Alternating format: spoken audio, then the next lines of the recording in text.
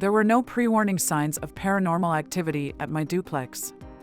It all started the day I was moving in. I was alone, bringing in the first load of my personal belongings from my car. I walked into the bedroom and the door slammed closed behind me. I went to open the door and it would not open. The door locking mechanism was jammed and I could not get the door to open. There was no way I could climb out the bedroom window. It was too far down to the ground to climb or jump out, and my phone was in my purse in the living room. I had to scream for help from the bedroom window until finally a neighbor not even from my duplex heard me and came to my rescue. Luckily, the front door of my duplex was not locked, so she was able to walk right in, but she could not open the bedroom door either. She had to get her husband to come over and take the door off the hinges in order for me to get out. We discussed what had happened, and there were no windows open, the air conditioning was not on, and there was no way to explain why the door slammed as I walked into the room. I had been moving in furniture the day before with friends, and the door never closed like that. When my landlord came over the next day to rehang the door knob locking mechanism was working just fine. I did not have any other problems with the bedroom door. But a few days after that, I was sitting on the living room floor, talking on the phone, and I saw a strange ball of light dart around the room very fast, then it disappeared. Right after that happened, a peanut mandem popped up out of the candy dish on the glass cocktail table. The mandem hit the glass tabletop and then fell to the floor. I was telling my friend on the phone what just happened, and she said the light might have been an orb. She chuckled at me and said, maybe the spirit just wanted a piece of candy, but I had no idea what an orb was. So I started researching orbs, and what I saw that day looked just like the balls of light in the pictures of orbs. I continued to see orbs, off and on for several days. Then, one morning as I was getting dressed for work, I heard the sound of keys rattling.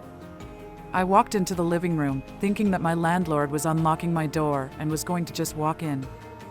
I was a bit startled, thinking he would do something like that unannounced, but then I noticed my car keys were on the floor. My keys were inside my purse, and my purse was sitting on the couch. My purse did not move, there was nothing else that came out. Just my keys. By now I am starting to get a little frustrated. When I got to work, I called my landlord and asked him if any strange activity had ever been reported from this duplex, did someone die there, anything that might explain these strange things that were happening. He was not aware of anything and never had a tenant say that any unusual activity happened while they lived there. So, I drove home from work that day, and when I got to the side door that I always enter the house through, the porch light was on. I know I turned the porch light off before I left because it is a ritual of mine. I lived alone and I liked having the light on for security purposes at night. But I always turned the light off when I left each morning. I know I turned the light off, and it was on. I called my landlord to see if he had gone to the duplex while I was at work. He said no. My landlord was probably beginning to think that I was crazy, and I was beginning to think that he was entering my apartment when I was not there. But even that could not explain the orbs and other moving objects.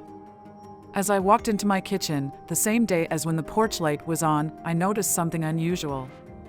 Next to the kitchen sink on the countertop, I had a shell cherub on an acrylic stand. It was a unique piece like I had never seen before.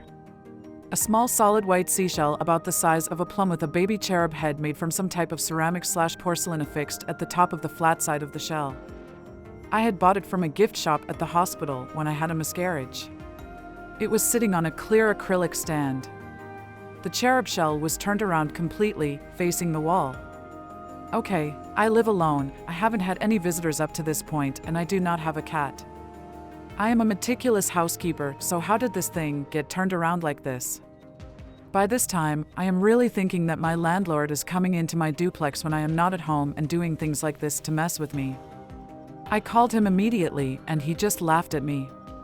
He said he was not coming into the duplex and that I just needed to calm down. I do not drink, I don't take drugs of any kind, and I'm not making this stuff up. But I am starting to realize that something is definitely wrong here. I'm an easily scared type of person anyway, I don't even watch scary movies. I do not like living alone, and even though this is a pretty good neighborhood, I'm starting to feel scared. A few nights later, as I was sleeping, I woke up in a fearful panic because I felt something tugging at the back of my t-shirt.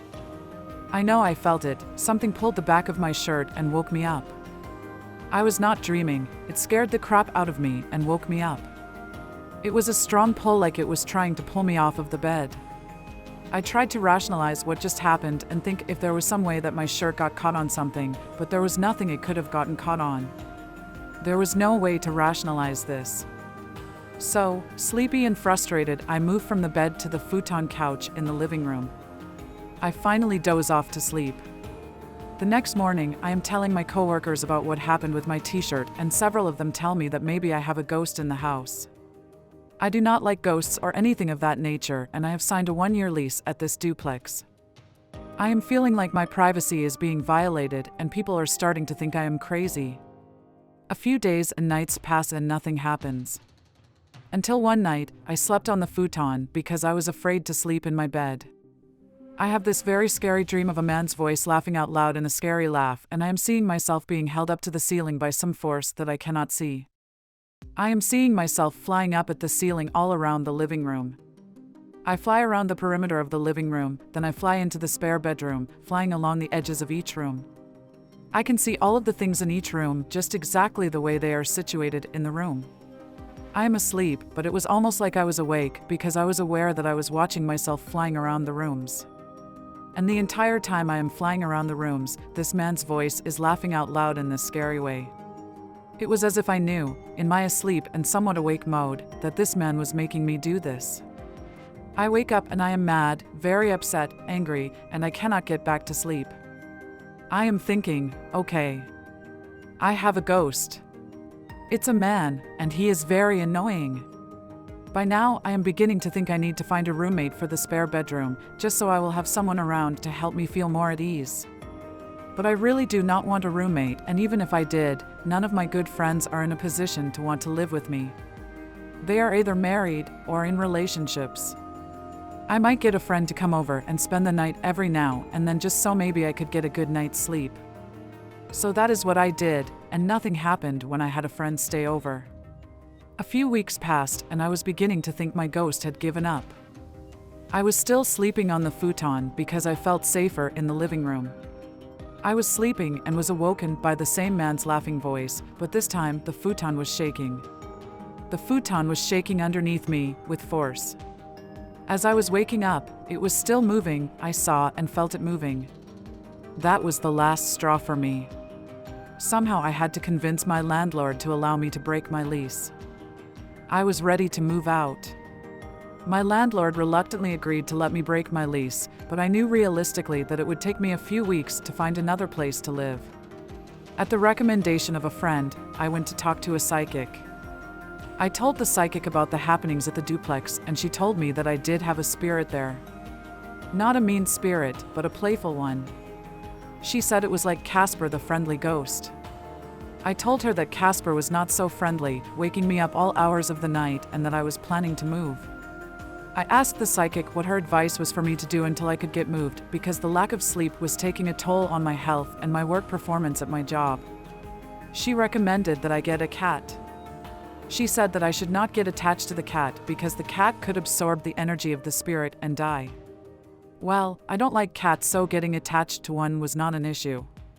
She also said for me to put a bowl of water with sea salt underneath my bed, and to prepare a mixture of herbs to sprinkle on the floor out the door leading to my car as I was finally leaving the duplex to keep the spirit from following me. The herbs were cinnamon, sage, and garlic cloves. As I was leaving the psychic's home, I was thinking over and over, I don't mind the herbs and the salt water, but I do not want a cat. The next day, I am at the animal shelter, getting a cat. Don't get me wrong, I love animals, especially dogs and horses, but the only cat I had long ago was my barn cat that kept mice out of my horse feed, and it never came inside the house. I am a neat freak, and having a cat or dog inside the house is just not for me. So I got this calico cat, a spayed female. I didn't even have the heart to name her because I was fearful of what the psychic said about her absorbing the spirit and dying. I spent all of this money getting cat food, litter box, poop scoop, and a cat. That night, I put the bowl of salt water under my bed and I think, great, tonight I am going to get some sleep. But no such luck. As soon as I fell asleep, this cat woke me up meowing and running around the room, jumping on things. When I woke up and tried to comfort her, she would eventually calm down, but as soon as I fell asleep, she would wake me up acting crazy again. I was feeling guilty about getting the cat and realized at the same time that this solution was not going to let me get any sleep anyway. I was just about at my wit's end. The following morning, I woke up and realized that I did not hear the cat. I feared that she might be dead, and I looked all over the place for her. I found her curled up in a ball in my bedroom that I never used, on the floor in the corner, somewhat hidden under the comforter. She was not dead, just sleeping. I thought maybe she just had a restless night, being in a different place, and hoped that tonight we could both get some sleep. That did not happen, same thing all over again. The cat was acting crazy, waking me up all hours of the night. The next day I took the cat back to the shelter and told them that I didn't think it was going to be a good match, and they took her back. At least I did not have to have it on my conscience that the cat died because I used her to keep the spirit away. I can say that I did not have any bad dreams while the cat was there, but I did not get much sleep either. I really think the cat did some good, or maybe it was the salt water. It was probably a combination of all of that and the fact that I talked to the spirit and told it I was moving and to please leave me alone. I also prayed and read my Bible every night, which I had been doing since all of this first started. I prepared the mixture of herbs and explained to the landlord what I was doing because he was going to see these garlic cloves on the floor in the living room and a trail of herbs going out the door to the parking area. He just laughed at me. I know he thinks I am a nutcase. Anyway, after 2 months of practically no sleep, I was finally moving out. Casper did not follow me.